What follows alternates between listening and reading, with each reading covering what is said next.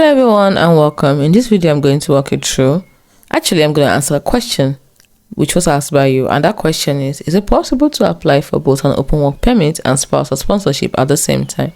And the answer is yes. It is very possible to apply for both an open work permit and spousal sponsorship at the same time, but the specific conditions depend on your situation and the country you're applying to. For example, in African countries, the process for spousal sponsorship and work permits can vary greatly depending on the country, as each has its own immigration policies. However, many African nations have frameworks for spousal sponsorship and employment visas which allow foreign spouses to live and work in the country. For Zimbabwe, how do you do it? Spousal sponsorship, also called residency permit.